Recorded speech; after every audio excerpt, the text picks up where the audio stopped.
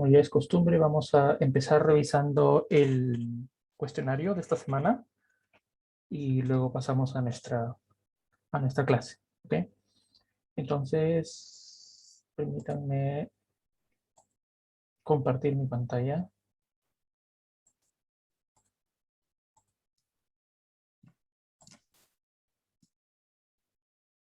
Ya, ahí estamos. ¿Me confirman, por favor, si pueden ver la pantalla? Sí, profe. Ok. Bien, vamos a ver.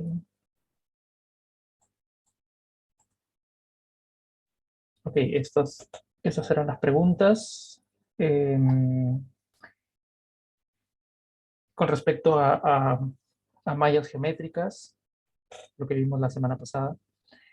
La primera pregunta, marque las afirmaciones correctas. Una malla con muchos triángulos permite representar más detalles geométricos. Verdadero. Habíamos estado hablando la clase pasada o la semana pasada acerca de nivel de detalle, ¿no? Una característica de muchas aplicaciones es que uno tenga eh, objetos representados con mallas triangulares en diferentes resoluciones. Cuando me refiero a resolución de una malla triangular, me refiero a la cantidad de polígonos que tiene, o la cantidad de triángulos en este caso. Y, y incluso vimos una, una diapo en donde veíamos cómo si uno utiliza menos triángulos, entonces claramente los detalles se van perdiendo, ¿no? Ok, entonces la primera es verdadera. Una estructura con dos tablas, vértices y triángulos, o vértices índices, ¿ok? Permite realizar fácilmente operaciones que involucren conectividad. Falso, ¿sí? Falso. En ese tipo de estructuras, uno de hecho no tiene información de conectividad. Si uno quisiera extraer información de conectividad, tendría que eh, hacer como varios recorridos de una misma tabla para encontrar primero cuáles son los triángulos que comparten algún vértice con alguno de los vértices de un triángulo dado, lo cual hace que el algoritmo sea muy complejo. O sea, el algoritmo para determinar si dos triángulos son vecinos o no tomaría O de n cuadrado, en donde n es el tamaño de triángulos. ¿Ok? Entonces la segunda no es verdadera, porque aquí dice realizar fácilmente. No, en realidad no es fácilmente. Se puede hacer, pero tomaría un algoritmo muy complejo. Y el tercero, half edge, es una estructura idónea para almacenar mallas orientables. Estaba también en lo que pasamos de la materia, ¿sí? La idea de tener orden en cada uno de los triángulos, en donde los half edge van siempre en un mismo sentido, y los half edge de una cara adyacente van en el otro sentido. Entonces, eso facilita poder determinar si, por ejemplo, todos los triángulos de la malla están apuntando hacia la misma dirección. Claramente es idóneo para mallas orientables. ¿Ok? Em, la segunda pregunta era una pregunta abierta. ¿Qué estructura de datos de mallas preferirías para calcular vectores normales a triángulos de manera más fácil y por qué? No había una respuesta, no había una sola respuesta correcta. En realidad hay muchas formas de cómo uno puede calcular esta información. Aquí principalmente lo que yo quería ver es el argumento, ¿no? O sea, ¿por qué? Ustedes pueden decidir, de hecho, escoger, por ejemplo, no sé, tabla de vértices, ¿ok? Pero, ok, ¿por qué? O sea, por qué escogerías eso en comparación con otras cosas? ¿Ok? ¿Qué usaría yo en mi experiencia si yo tengo que hacer muchos cálculos que involucren calcular vecindades? Entonces, utilizaría alguna de las estructuras de datos que manejan conectividad tipo Winged Edge o Half Edge. ¿Ok? ¿Por qué? Porque si yo quiero calcular el vector normal de un triángulo, simplemente dado un triángulo, extraigo el half edge relacionado porque tengo una referencia a algún half edge y luego hago el recorrido de la lista de ese half edge y encuentro todas las aristas. Y encontrando todas las aristas, de hecho necesito solo dos, ¿no? Dos aristas de un triángulo para calcular el vector normal. ¿Okay? Quiere decir que yo podría calcular vectores normales en tiempo constante con respecto a cada triángulo. ¿Ya? Pero esa sería mi respuesta, ¿no? Aquí la idea un poco es que ustedes que ustedes me argumenten cuál es su respuesta y por qué. Si solo necesitas hacer rendering de mallas geométricas, o sea, no te interesa la información de conectividad, solamente quieres mostrar el plot en OpenGL, basta con utilizar una estructura de datos basada en caras, tablas de vértices, por ejemplo. Sí, ¿no? Sí. Recuerden que dijimos que de hecho las tablas de vértices es la forma como estamos haciendo ahora nosotros, ¿no? Como almacenamos esto en un buffer gigante y luego ese buffer lo mandamos al GPU y el GPU es la forma como el GPU maneja toda la información. ¿Ya? Em, Solamente para cerrar el tema de mallas, si en un videojuego en donde uno sí utiliza tanto la información para graficar como la información para calcular conectividades o incluso calcular alguna información extra sobre las mallas, lo que uno hace generalmente es almacenar las dos representaciones. ¿Ya? O sea, un objeto, supongamos un objeto del juego, va a contener las dos representaciones. Va a contener una tabla de vértices que fácilmente se puede enviar al GPU para que el objeto se renderice, y voy a contener la información de conectividad en una estructura tipo Half-Edge, por ejemplo. ¿Sí? ¿Por qué? Eso es porque cuando yo quiero hacer rendering, utilizo una representación, cuando quiero hacer o calcular algo con respecto a vecindades, utilizo la otra. ¿Ya? Ok. ¿Alguna pregunta o duda sobre el cuestionario?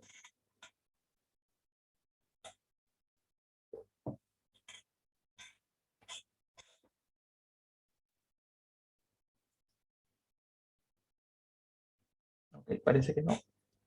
Bien. Entonces, vamos a continuar con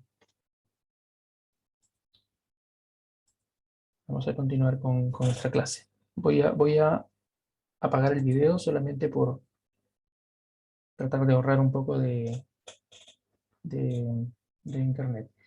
Me di cuenta de una cosa, cuando la clase pasada que también apagué el video por esto del internet, el video que se genera después de la clase pesaba como 3 veces menos de lo que pesa normalmente cuando dejo la cámara. Así que también ahí ahorramos un poquito de, de ancho de banda para todos cuando miran la clase. Ok, ya, vamos a continuar entonces. Nos habíamos quedado por aquí. ¿Sí? Nos habíamos quedado por aquí. Vimos la clase pasada. Hicimos en realidad algo muy básico acerca de conceptos básicos como la derivada, por ejemplo, y aproximaciones, ¿no? Vimos algunas cosas de expansión de Taylor, cómo se aproxima una derivada con diferentes formas. Y también vimos una forma de cómo resolver un problema de ecuación diferencial parcial numéricamente. ¿Sí? Cuando en la clase me estoy refiriendo a numéricamente, me estoy refiriendo a resolver el problema punto por punto, ¿no? A resolver el problema utilizando solamente, solamente un método numérico, un método de cálculo computacional, ¿de acuerdo? Cuando uno quiere resolver este tipo de cosas a nivel analítico, entonces uno tiene otras herramientas, ¿no? A nivel analítico uno puede resolver una ecuación diferencial ordinaria, eh, haciendo más análisis que cosas numéricas, ¿no? Aquí, esto es numérico, ¿sí? Yo tengo datos acerca de algo, de algún fenómeno, de alguna función, de algún proceso, y yo lo que quiero es encontrar computacionalmente, a través del sistema de ecuaciones, álgebra lineal, la función buscada, ¿ya? Y vimos este problema en donde, dada las condiciones de borde de una ecuación, que quiere decir que yo conozco la información del inicio del proceso y conozco la información del final del proceso, entonces yo puedo construir un sistema de ecuaciones lineal y puedo resolverlo utilizando métodos de álgebra lineal eh, que conocemos. ¿Ok? Sin embargo, hay otro tipo de problema en donde ya yo no tengo información de bordes, ¿no? No tengo información del inicio del proceso y del final del proceso, sino que más bien yo tengo información solo del inicio del proceso. Y a ese tipo de problemas le llamamos problemas de condición inicial, ¿ya? Un problema de condición inicial típico es el problema de calcular la trayectoria de una partícula, por ejemplo. ¿Sí? Calcular la trayectoria de una partícula en donde lo único que yo conozco es la posición inicial de la partícula y alguna fuerza actuando sobre esa partícula. Que, por ejemplo, podríamos representarlo como una velocidad inicial, ¿no? Cuando uno le aplica una fuerza, una fuerza inicial a un objeto, uno le da velocidad inicial, ¿cierto? Entonces, esa velocidad inicial es para mí un dato que puede ser un dato inicial, ¿de acuerdo? Entonces tengo una partícula, una posición, una velocidad inicial, y quiero calcular el resto del movimiento, ¿sí? Quiero calcular el resto de pasos de ese movimiento, ¿ok? Entonces, uno puede modelar ese tipo de problema con una ecuación diferencial de este tipo, porque si yo tengo un dato además adicional, es que, por ejemplo, si yo asumo que este objeto va a tener un efecto, o sobre este objeto tiene efecto la gravedad, por ejemplo, o algún tipo de aceleración, entonces yo puedo representar ese problema como esto, ¿no? La función de la posición de la partícula con respecto al tiempo, la segunda derivada, que es la aceleración, es igual a g, donde g es algún valor que yo le doy, que es la aceleración. Si yo quiero que esto sea como si yo quiero que esto sea muy exacto, entonces voy a utilizar el valor de 9.8 metros sobre segundos al cuadrado para g, ¿sí? Sin embargo, en gráficos como uno va dependiendo mucho como del, del frame por segundo que uno va calculando, entonces este valor de g podría variar dependiendo de tu aplicación. Pero básicamente g es un número, ¿sí? Analíticamente nosotros conocemos las ecuaciones de un movimiento parabólico o de caída libre, ¿no? Que son estas ecuaciones de aquí. ¿De acuerdo? Sin embargo, nosotros lo que queremos es calcular, dada la primera ecuación, que es una ecuación de segundo orden, calcular la velocidad y calcular la posición, ¿sí? Utilizando solamente la información de la primera ecuación diferencial más la variable del tiempo y las condiciones iniciales, ¿sí? Y habíamos visto un primer método, ¿no? El método más simple era este método en donde yo asumo, si yo tengo una ecuación diferencial, ¿sí? Yo asumo que la derivada de alguna función que yo todavía no conozco, la derivada de esa función es el, el valor que yo tengo, la función que yo tengo. ¿Sí? En este caso, este f podría ser, por ejemplo, la gravedad, una función constante, o cualquier otra función, si es que fuera necesario. Entonces, yo tengo una forma de cómo aproximar esta derivada utilizando diferencias finitas, que lo hemos visto la clase pasada también en clase, ¿sí? Si yo aproximo utilizando diferencias finitas, entonces yo encuentro una expresión, en donde esta expresión es básicamente una expresión que me dice qué valor de la función y, que yo no conozco, qué valor de la función y debería tener en pasos incrementales h, ¿no? Si es que yo tengo el valor inicial de la función y, que yo lo tengo porque dijimos inicialmente esto es un problema de condiciones iniciales en donde yo tengo los valores de las funciones al inicio, ¿de acuerdo? Entonces, esto de acá se traduce en realidad en una expresión que yo la puedo ya ir pensando en implementar, ¿no? O sea, fíjense que x, para mí en este caso podría ser el tiempo. El tiempo va a variar con respecto a h. Entonces, ese número h va a ser una constante que yo lo voy a definir. Yo voy a definir si ese valor de h es muy pequeño o muy grande. Ahí voy a definir si es que estoy dando saltos más grandes en la solución o no. Sin embargo, yo incremento en todo momento el valor de la variable con alguna constante, y luego los valores de la función y simplemente son el valor anterior más h, ese se incrementó por f. Fíjense que f yo lo conozco porque es el valor que me dan en la ecuación diferencial, en la parte derecha de la ecuación diferencial.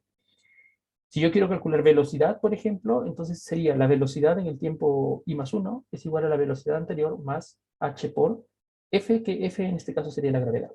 ¿Ok? Y si yo quiero calcular la posición, sería igual. Posición nueva es igual a posición anterior más h por velocidad. ¿Ok? ¿Sí? Entonces, el método de Euler es el método más simple que vamos a ver. De hecho, es el método que les voy a mostrar en un momento en unos demos que tengo para mostrarles cómo se utiliza todo esto. ¿Sí? Hay un problema con el método de Euler y es que el método de Euler claramente depende de H. ¿Sí? Claramente depende de H. Entonces depende de cuánto utilizo como parámetro de discretización de esa unidad de tiempo, ¿sí? De ese lapso de tiempo. ¿De acuerdo? Entonces, si yo utilizo H muy pequeño, yo voy a tener una aproximación más o menos buena, pero si yo utilizo un H grande, entonces el error en cada aproximación de cada I se va acumulando. Entonces, al inicio tengo un error, la segunda vez tengo el error de la primera más el error de la segunda y voy acumulando error. Y entonces eso va haciendo que con el tiempo la aproximación para valores de tiempo muy grandes entonces no sea tan buena. ¿De acuerdo?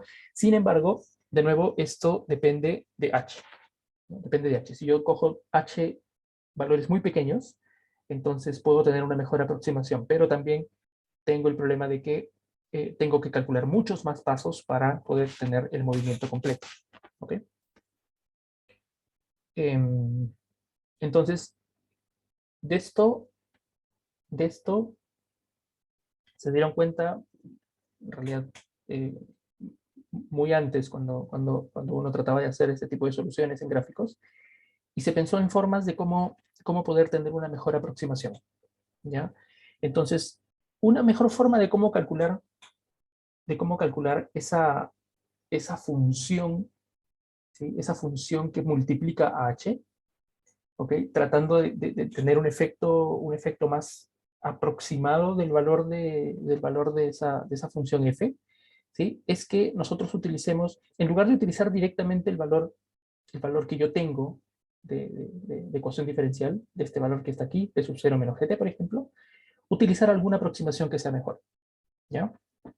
Y para eso, eh, lo que vamos a hacer es ahora utilizar aquí, fíjense que esta es la misma ecuación de Euler, solamente que ahora, en lugar de utilizar directamente el valor de f minúscula, vamos a utilizar un f mayúscula, y ese f mayúscula va a ser una función que yo voy a estimar, ¿ya? Una función que yo voy a estimar.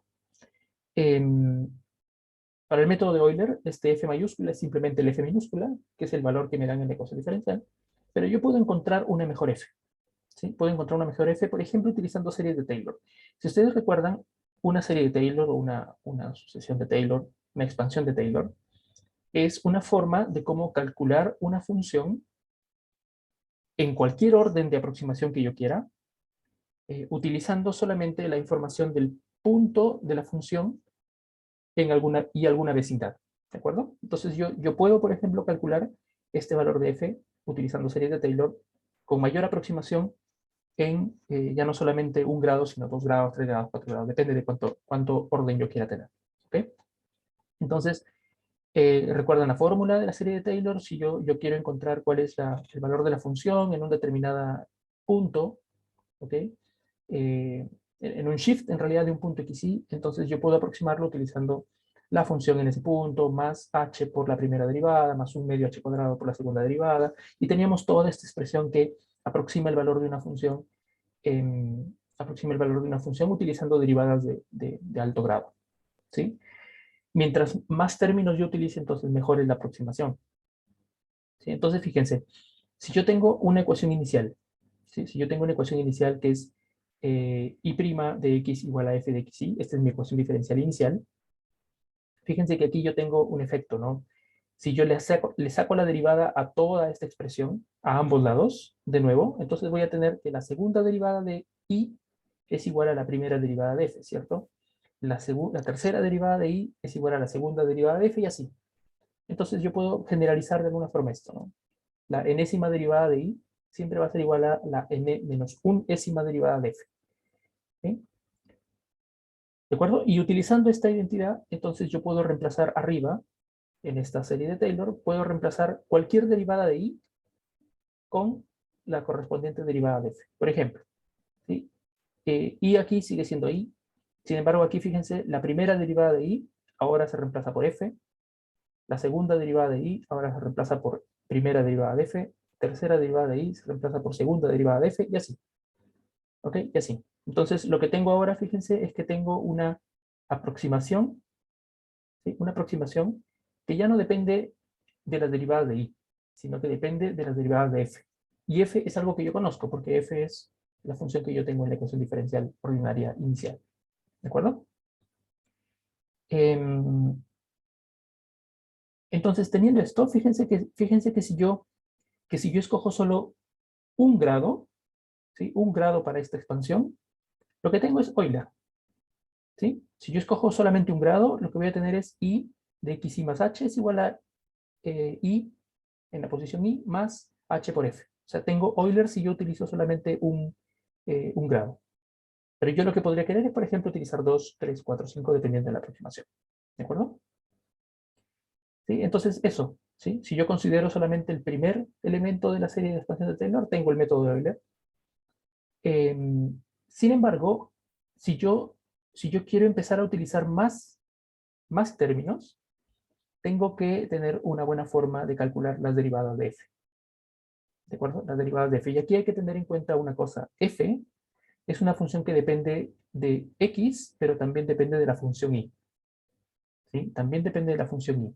Entonces, si uno quiere calcular, por ejemplo, la derivada de f con respecto a la derivada de f, ¿sí? Como tengo dos variables, o sea, tengo x y la función y, entonces tengo que calcular derivadas parciales de f con respecto a x. Ahí no hay problema porque x es la variable, ¿sí? Pero cuando voy a calcular la derivada de f con respecto a y, como y es una función, y es una función de x, entonces tengo que aplicar regla de cadena cuando haga eso. ¿Sí? Fíjense ustedes que esto hace que el cálculo de estas derivadas, conforme yo voy aumentando el orden de cada uno de estos términos, obviamente aumenta la complejidad, ¿no? Aumenta la complejidad de tener que calcular esas funciones a mano para poder introducirlas en mi esquema y poder calcularlos. ¿Okay? Si es necesario, uno puede hacerlo, ¿no? Hasta el segundo orden, por ejemplo, pero ya cuando uno comienza a tener como más órdenes de derivadas, calcular la segunda derivada, la tercera derivada, esto se hace muy engorroso y podemos tender al error, ¿no? Basta que haga algún cálculo mal en alguna de estas cálculos de derivadas y mi método numérico no va a funcionar bien. ¿Ok?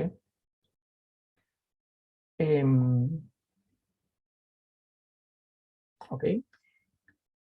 Si, si uno quiere utilizar este tipo de técnica, okay, uno tiene que calcular esta información a priori y utilizar esa información calculada en la fórmula de aquí, ¿no? En la forma de- de Euler, solamente que en lugar de utilizar el f directamente, utilice esa aproximación basada en la serie de Taylor. ¿Ok? ¿Sí? ¿Alguna pregunta hasta ahí? ¿Duda? ¿Comentario?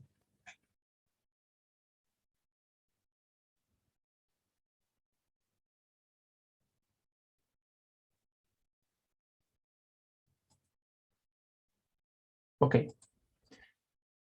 Ok, entonces, sobre todo en gráficos, ¿sí? Sobre todo en gráficos y en métodos numéricos,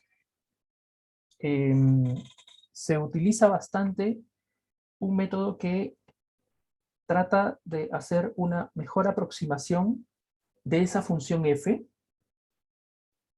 pero sin tener que recurrir a las derivadas, ¿no? Porque fíjense que el método de Taylor es interesante, o sea, me puede permitir de repente tener más aproximación, una mejor aproximación, pero el gran problema del método de Taylor es que yo necesito calcular esas derivadas que conforme yo voy incrementando el grado se van haciendo cada vez más engorrosas, ¿ya? Entonces, hay un método que se llama en realidad son varios métodos, ¿sí? Es una familia de métodos, se llaman los métodos de Runge-Kutta.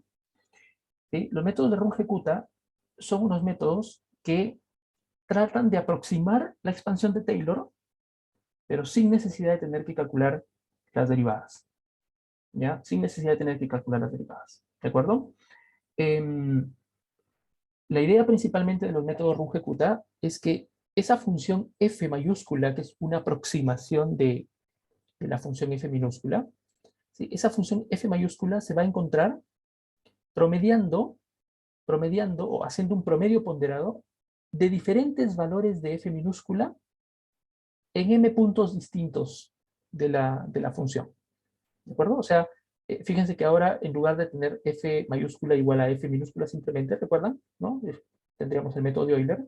Yo ahora voy a tomar varios diferentes valores de f en diferentes puntos y los voy a ponderar de manera que voy a tener una mejor aproximación. ¿Ya? Esa es la idea del método Runge-Kutta, ¿sí? Voy a tomar de esa función f diferentes puntos, voy a calcular esos valores y luego voy a ponderarlos para encontrar un mejor valor de f. ¿Sí? La gran pregunta aquí es qué puntos o en qué puntos debo tomar esa función de manera que al momento de hacer el promedio ponderado yo tenga una buena aproximación. Bueno, la idea principalmente es que esos puntos deben ser cercanos al punto objetivo x, y y.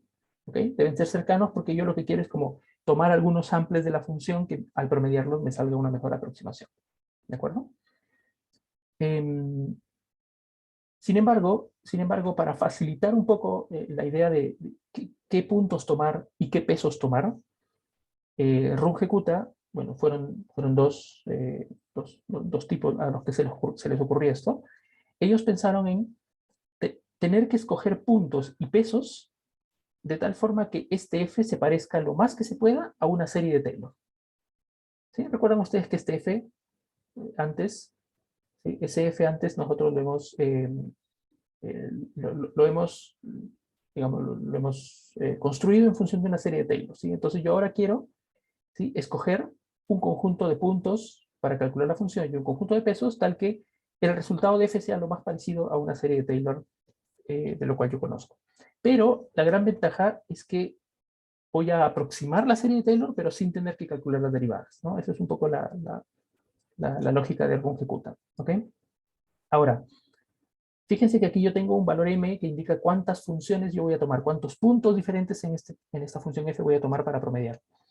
Ese valor de m, ¿sí?, se le conoce como el número de las etapas del método Runge-Kutta, y dependiendo del número de etapas yo tengo un método distinto. Por ejemplo, si yo cojo 2, m igual a 2, entonces tengo el método Runge-Kutta 2, que es un método Runge-Kutta de 2 etapas. Y si yo tomo 4 puntos, entonces tendré un método Runge-Kutta de 4 etapas. ¿Ok? Los más conocidos son el método de 2 etapas y el método de 4 etapas. ¿Ok? Bien. Justamente lo que vamos a ver es eso, ¿sí? Por ejemplo, vamos a ver, digamos, a grosso modo, cuál es la derivación de un método de Runge-Kutta de 2 etapas. En gráficos, lo que se suele utilizar algunas veces es el método de Runge-Kutta de 4 etapas. Lo vamos a ver en un momento, pero claramente no vamos a hacer la derivación de 4 etapas porque es un poquito más complejo, ¿sí? Pero les explico cómo funciona el método de 2 etapas, por ejemplo, ¿sí? Ok, entonces, fíjense que lo que queríamos nosotros es tener un promedio ponderado, una suma ponderada de 2 funciones, ¿no? Si yo tengo un método Runge-Kutta de 2 etapas, quiero sumar 2 funciones. La primera función va a ser la función en el mismo punto x y y. ¿De acuerdo? Multiplicado por un peso. Sin embargo, el segundo punto, o el segundo valor de la función, lo voy a calcular en otro punto. Lo voy a calcular en un punto, fíjense ustedes, ya no es el punto xy, sino que es el punto xy más AH, que es algún valor cercano de xy, ¿cierto? Para algún valor A, para algún valor H, ¿sí? Y si yo tomo el punto xy más AHI, entonces el punto en la coordenada y va a ser y sub i más AH por f de xy, y, ¿ok? Entonces fíjense que estoy tomando el punto xy, y además estoy tomando alguna variación en alguna vecindad, tanto para el valor de x como para el valor de y. ¿Sí? Y eso lo voy a promediar, lo voy a ponderar con otro peso W2. ¿De acuerdo? Entonces ahora, esta es la fórmula general para Runge-Kutta de 2 etapas. ¿Sí? Yo quiero ahora tener W1 y W2 y el factor A, ¿sí?, de manera que esto se parezca a una serie de Taylor de segundo orden. ¿De acuerdo? Estoy aquí. ¿Sí? Entonces quiero que estos pesos W1, W2 y este valor A sean tales que todo este f mayúscula sea igual que la serie de Taylor de segundo orden. ¿Sí? Entonces, para eso, ¿sí? Para eso expandimos este término. Fíjense que tengo este término que está aquí, que es como la variación de la función, ¿sí? Y lo puedo calcular utilizando series de Taylor. ¿Sí? Utilizando series de Taylor para aproximar esta función, tendríamos algo como esto. ¿Sí? Yo quiero aproximar f en un punto, en alguna coordenada x, alguna coordenada y, eso es igual a f de x y más parámetro de variación multiplicado por la derivada, ¿sí? Esto es básicamente series de Taylor aplicado sobre este término. ¿De acuerdo? Entonces, si yo reemplazo esta expresión arriba, lo que voy a tener es esto. ¿Sí? W1 más W2 multiplicado por f de x y y. ¿Sí? Este f de x y pasó arriba a multiplicar, ¿cierto? Y por como tengo las dos expresiones de f las mismas, es W1 más W2 por f de x y más y, más W2 por alguna expresión. ¿Sí? Esto simplemente es álgebra, no hay que despejar W2 de manera que tengo esta expresión completa. ¿Sí? Más W2, este R que está aquí es los términos de grado más alto de esta expansión de Taylor. ¿De acuerdo? Entonces, ¿sí? Entonces, teniendo esta expresión, ¿sí? Teniendo esta expresión, como yo quiero igualar, ¿sí? Como yo quiero igualar esto que está arriba a la expansión de Taylor de grado 2, que es esto que está aquí, ¿sí? Yo lo que tengo que hacer es que W1 más W2 sea igual a 1, fíjense, estos dos términos tienen que ser iguales, ¿sí? Sea igual a 1, y A por W2 tiene que ser igual a 1/2, de manera que todo esto que está aquí sea igual a esto que está aquí, ¿de acuerdo? Y entonces, ¿sí? Ahora tengo dos expresiones, ¿sí? Y utilizando a A como un parámetro libre que yo le puedo dar cualquier valor, ¿sí? Entonces, básicamente tengo un valor de W1 y un valor de W2 que dependen de A. Por ejemplo, ¿sí? W1, si yo los despejo de estas dos fórmulas que están aquí, va a ser 1 menos 1 sobre 2A, y W2 va a ser igual a 1 sobre 2A. Dependiendo de qué valor yo escoja para A, yo voy a tener diferentes tipos de aproximaciones. Por ejemplo, ¿sí? Por ejemplo, supongamos que yo tomo A igual a 1/2. ¿Ok? Si yo tomo A igual a 1/2, entonces reemplazo aquí arriba y tengo W1 igual a 0, W2 igual a 1. ¿Sí? ¿Qué significa eso? ¿Sí? ¿Qué significa eso? Significa que mi aproximación para mi función va a ser algo como esto. ¿Sí? Algo como esto. ¿Ok? Y sub i más 1 es igual a y sub i más h por f aplicado en el punto xy más h medios y más h medios por f. Fíjense que, eh, fíjense que al utilizar W1 igual a 0, aquí en la fórmula, fíjense, la fórmula inicial, al aplicar H1 igual a 0, estoy prácticamente desestimando completamente la aproximación de esa función en el punto original x y y. Y estoy utilizando solamente la información de la función en el punto variado. ¿De acuerdo? A este método se le conoce como el método de Euler modificado, porque fíjense que tiene la misma forma del método de Euler, solamente que ahora en lugar de utilizarla como aproximación f de x y sub i, voy a utilizar f en un punto variado con estas características. ¿De acuerdo? Y hay otra forma, ¿sí? Y hay otra forma, que es cuando yo utilizo otro valor de a, porque aquí utilizamos a igual 1/2. Cuando utilizo un valor de a igual a 1, obtengo que W1 es igual a W2 y obtengo otra aproximación, en donde ahora esta aproximación nueva, ahora sí es una suma de el valor de f en el punto x y y más el valor de f en el punto variado. ¿De acuerdo?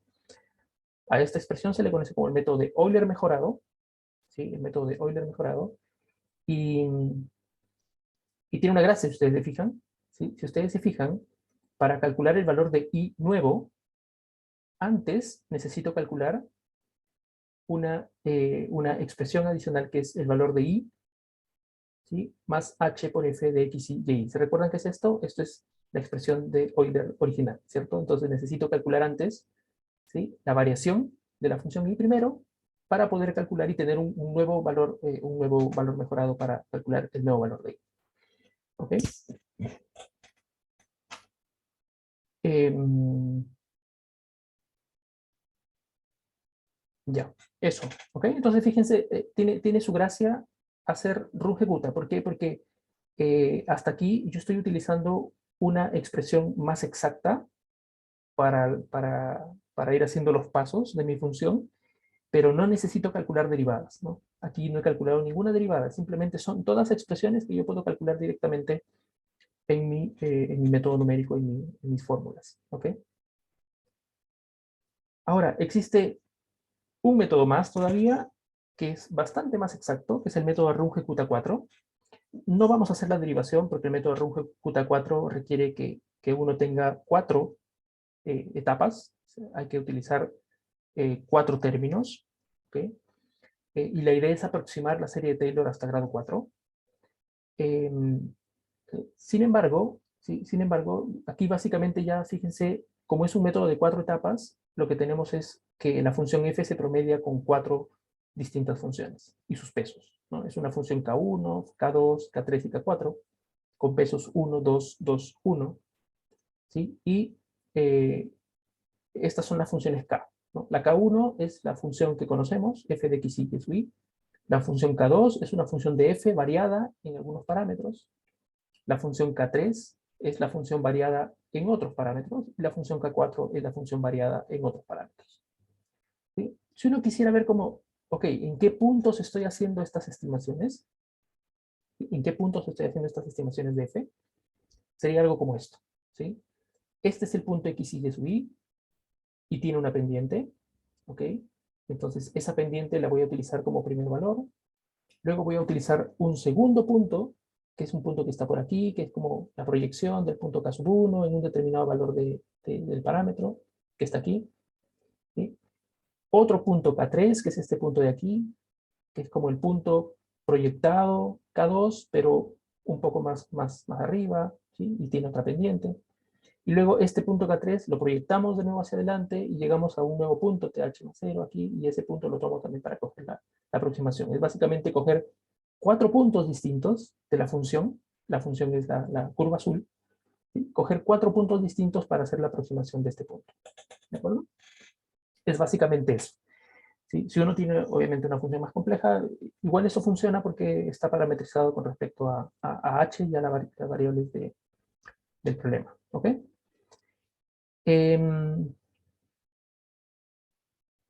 Lo interesante de todo esto es que como es un método conocido para gráficos, por ejemplo, y para hacer aproximaciones numéricas en cosas computacionales, hay muy buenas implementaciones en casi todos los lenguajes. Así que uno iría como a buscar cómo implementar RK4, por ejemplo, en Python o en C++. ¿Ya? Eso, miren este gráfico en donde se utiliza el método, se utiliza Euler, ¿sí? La curva original es la curva roja, que está por aquí, por alguna parte. ¿Sí? Si yo aproximo esa curva con Euler, yo tengo la curva rosa, que está por aquí, ¿sí? Bastante lejos. Si yo utilizo Euler mejorado, tengo, oh, perdón, Euler, eh,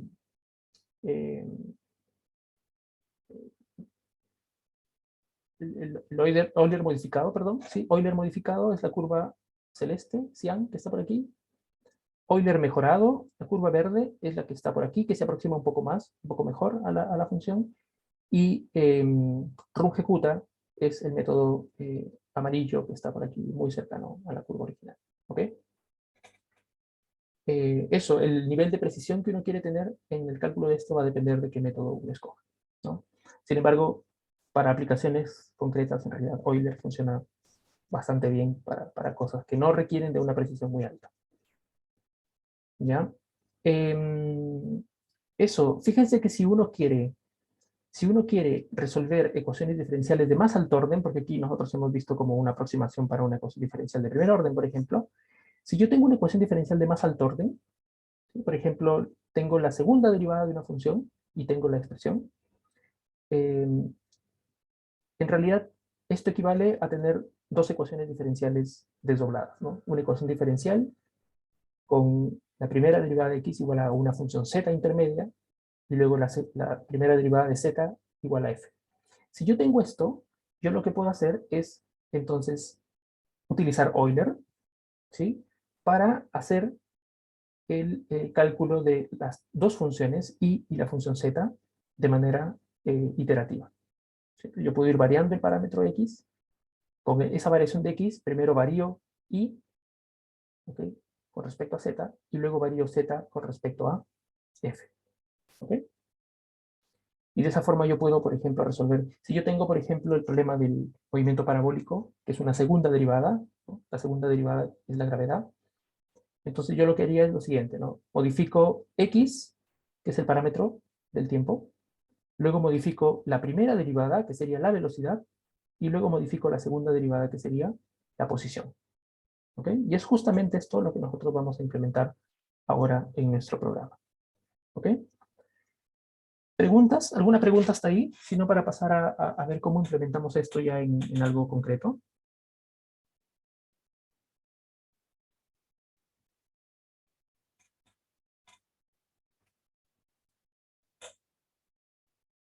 ¿Profe? ¿Sí? ¿Podría volver a explicar esto último? Que no me quedó muy claro. Ya, perfecto. Miren, nosotros hemos visto en Euler, déjenme mostrarles Euler, está por aquí.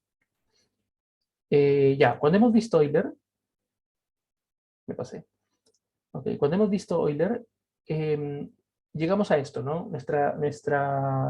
Nuestro objetivo era, yo tenía una ecuación diferencial de primer orden en donde tengo la primera derivada de una función conocida.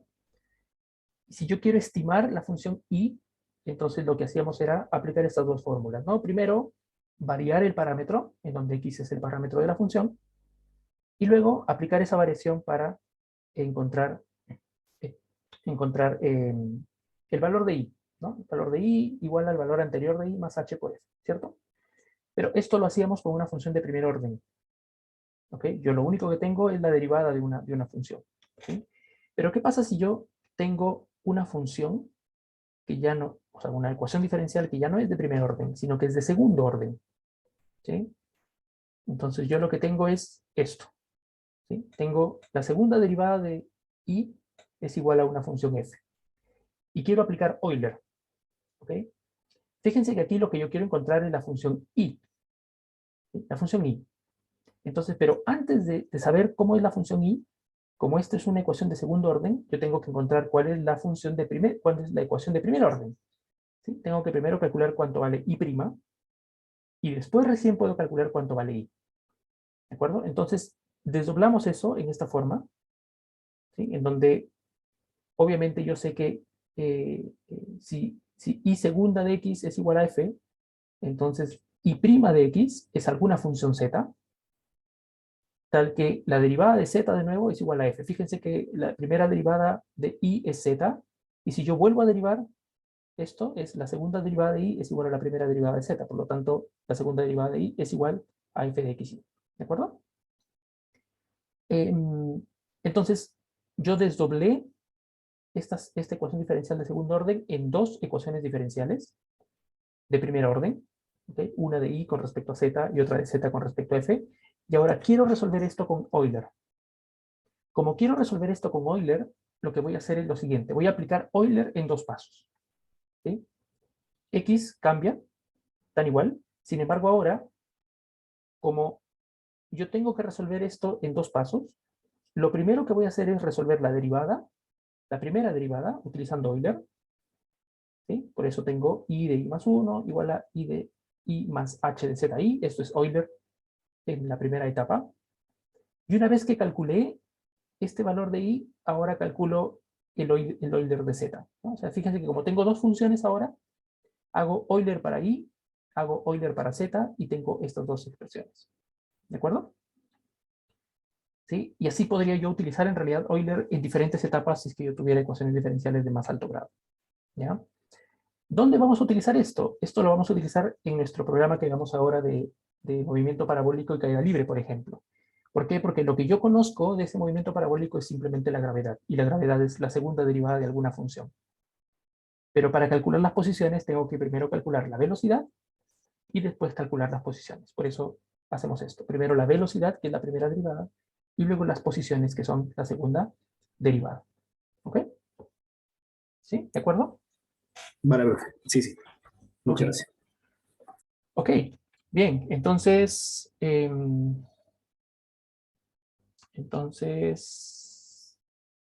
ya, estamos. Vamos a ver nuestro demo, que lo tengo por aquí. Em, ya, vamos a ver lo siguiente, miren. Em, primero,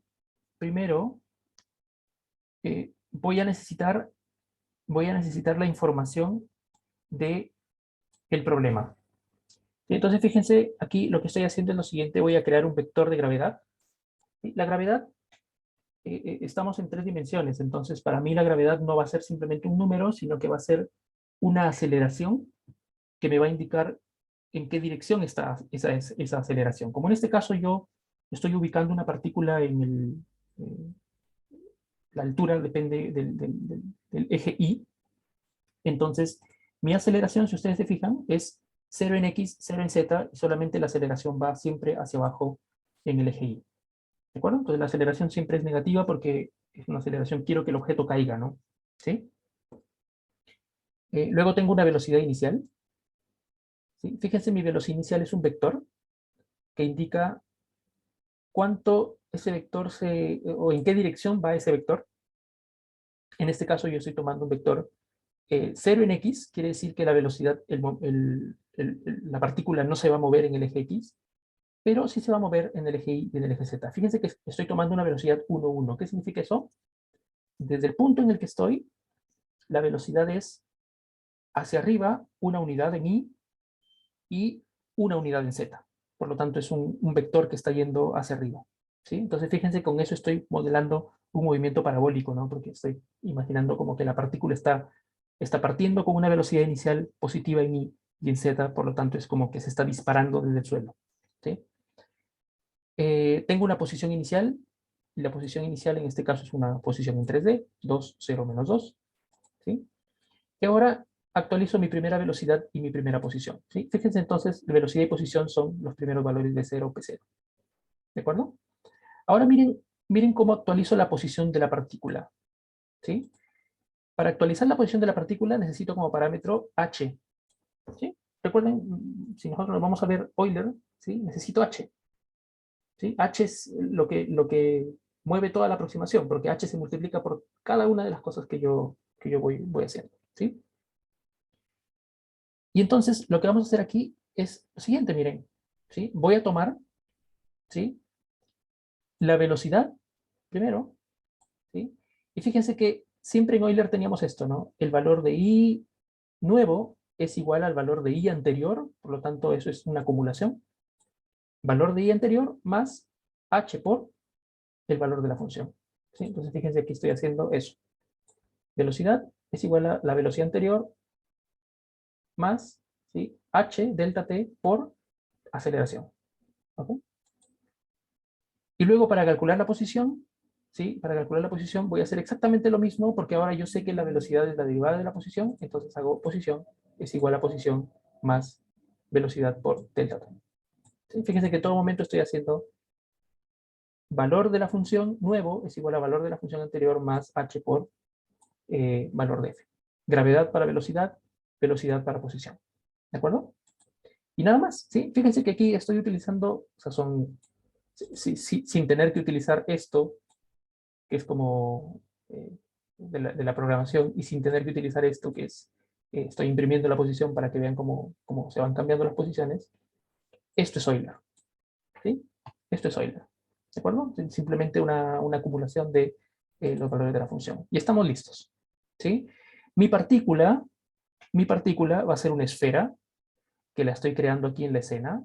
¿Sí? Estoy utilizando un grafo de escena, ¿sí?, en donde tengo solo una esfera. ¿Ok? Solo una esfera. Y nada más.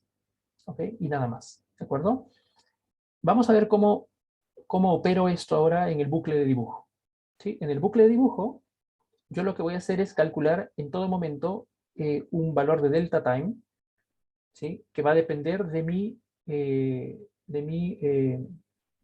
yo tengo un objeto que se llama Performance Monitor, que es el que me va diciendo cuántos frames por segundo voy calculando. Esto tiene una función que se llama getDeltaTime. Si ustedes se van a revisar, la función getDeltaTime es simplemente tomar la diferencia de dos pasos de tiempo en mi programa. ¿Okay? Y entonces lo que hago es lo siguiente, ¿sí? Busco el nodo de mi esfera, el nodo principal, porque voy a transformarlo, calculo la posición con DeltaTime, y luego le aplico la transformación, una traslación. ¿Sí? Una traslación con la posición que me dio la actualización de las ecuaciones de Euler. Y nada más. ¿Sí? Y nada más. Fíjense que luego es el dibujo y todo lo demás es lo que siempre hemos visto del dibujo y todas estas cosas. ¿Sí? Entonces, ¿sí? Quiero que vean la simplicidad. Defino mis variables iniciales de mi movimiento. Defino o implemento las ecuaciones de Euler para el movimiento. Y luego, simplemente, la partícula que tengo, en cada tiempo, calculo su nueva posición y aplico la traslación. ¿Sí? Ya, entonces veamos cómo funciona esto. Vamos a... vamos a examples. Ok, y voy a ejecutar Euler Gravity. ¿Sí? Entonces van a ver simplemente una partícula que hace un movimiento parabólico. Ahí está. ¿Sí? Si lo vemos desde aquí, ahí se fijan, ¿no? La partícula ahí va cayendo, va acelerándose y bueno, en algún momento se pierde. ¿Sí? Déjenme ejecutarlo de nuevo para que vean desde la vista lateral cómo parte el movimiento.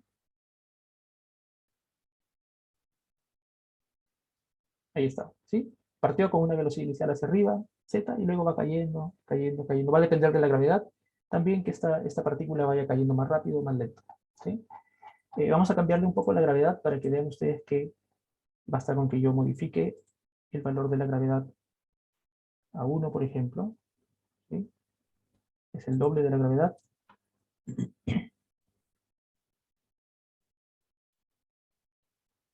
¿Sí?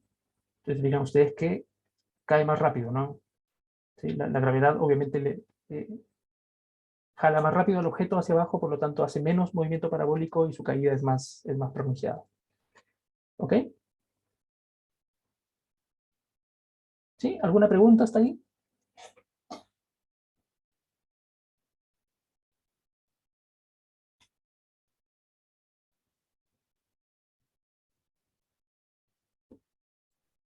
Profe, ¿Sí? en el vector de gravedad, ¿por qué solo se pone un parámetro como en la segunda posición? Ya, ok. Fíjense que la gravedad, en la vida real, ¿no? En la vida real la gravedad actúa siempre en una sola dirección. ¿Sí? La gravedad simplemente está siempre tirando al objeto hacia abajo, siempre está tirando al objeto hacia digamos, la altura. ¿Sí? Si yo quisiera modelar algún otro tipo de proceso en donde la aceleración es una aceleración que va en alguna otra dirección, yo podría utilizar los otros componentes, pero aquí, para modelar la gravedad tal cual sucede en el mundo real, ¿sí? Fíjense que la gravedad siempre es un valor que va tirando en una sola dirección. ¿Sí? Y en este caso, como yo estoy modelando que mi escena tiene como altura el eje Y, entonces por eso la gravedad solamente ejerce en el eje Y hacia abajo. Se está tirando el objeto hacia el eje Y hacia abajo siempre. ¿Ok? Ya, gracias, profe. Ok. Y miren, les muestro ahora, solamente para terminar, les muestro una animación en donde hice algo solamente un poquito más complejo. Una partícula que rebota. ¿Sí? Una partícula que rebota. Todavía no hemos visto colisiones, lo vamos a ver a nuestro regreso del, a nuestro regreso del receso. ¿Ya? Sin embargo, lo que sí podemos hacer ya es utilizar esto que hemos visto para calcular un rebote bastante simple, ¿no?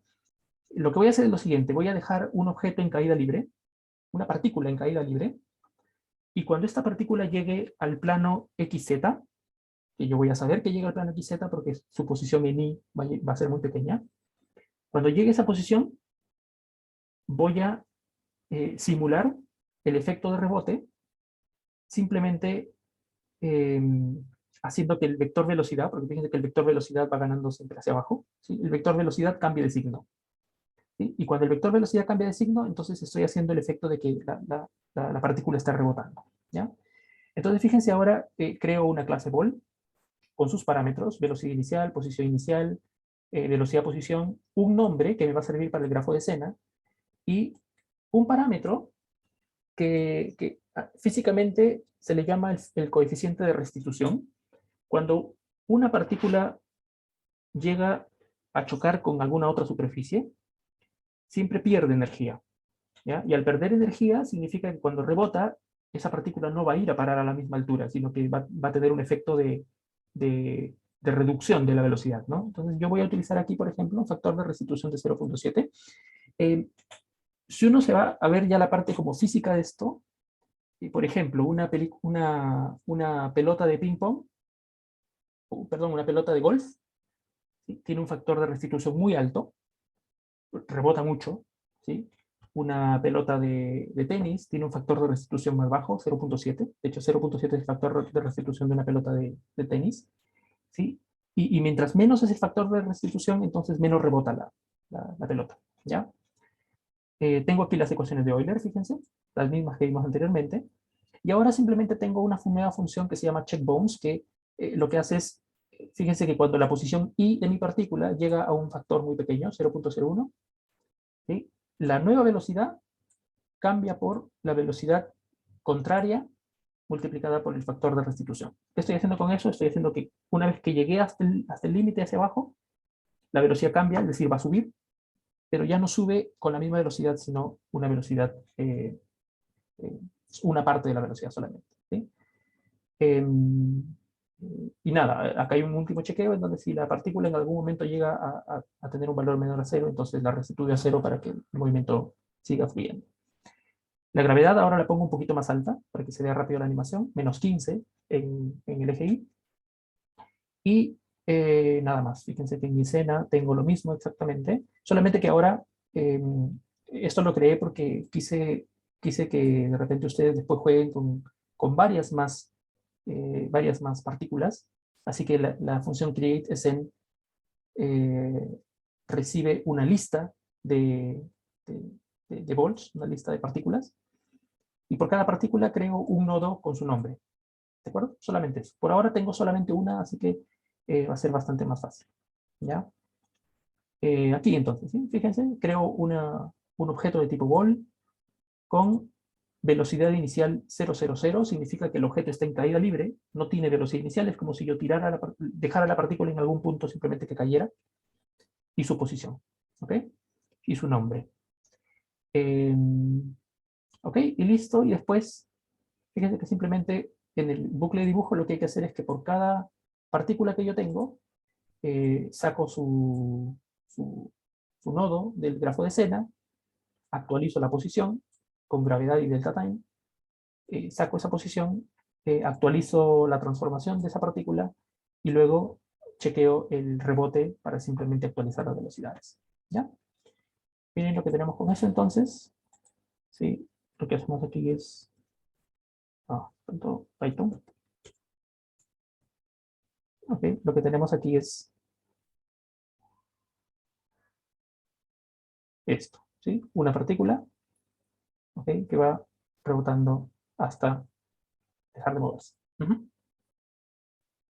Ok, pongo de nuevo para que lo miren.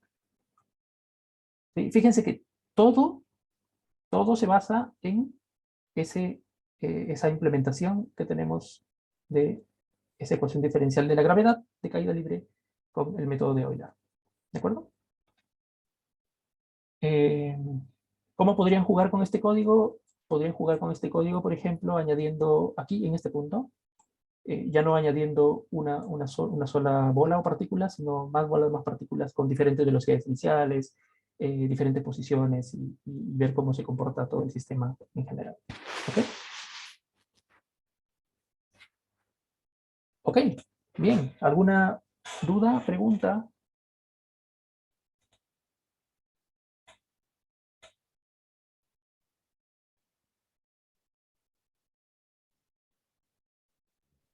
Profe, si yo quisiera que la pelota tuviera como más rebote, ¿qué tendría que cambiar? El factor de restitución, ¿sí? Si uno quiere que la pelota rebote más, entonces uno tendría que cambiar este factor de restitución que está aquí por un valor más alto, ¿sí? Si uno le pone un valor más bajo, por ejemplo, entonces la pelota rebota menos, ¿ya? ¿Sí? Fíjense. ¿Sí? Se dieron cuenta que la pelota, o sea, mientras menos es este valor, entonces la pelota rebota menos. Mientras más alto es, rebota más. El factor de restitución tiene que ser siempre entre 0 y 1. Si es 0, significa que la pelota cayó y nunca rebotó.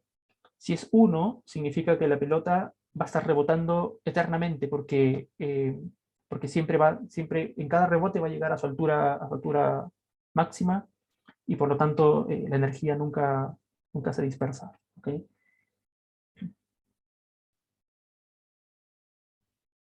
Este concepto del factor de restitución es el más simple que hay en realidad a nivel de cosas de proceso físico de colisión, ¿ya? Pero las próximas clases, cuando veamos colisiones, ahí sí veamos colisiones, porque aquí estamos haciendo la colisión muy simple, ¿no? El objeto llega a una altura y hago como que colisionó. Pero cuando yo quiera, por ejemplo, simular la colisión que viene de cualquier lado y de cualquier forma, ahí vamos a ver la física de la colisión, y cuando veamos la física de la colisión vamos a irnos a meter un poquito sobre, por ejemplo, masa, aceleración, fuerza, y estos coeficientes de restitución y ese tipo de cosas. Así que ahí vamos a generalizar un poquito lo que estamos viendo aquí. Yo quería darles este demo para que ustedes vean que con algo muy simple, que es las ecuaciones de Euler, implementadas en 2 líneas de código, uno ya puede hacer animaciones medianamente interesantes en algún programa. ¿Ok? Eso. ¿Alguna otra pregunta? ¿Comentario?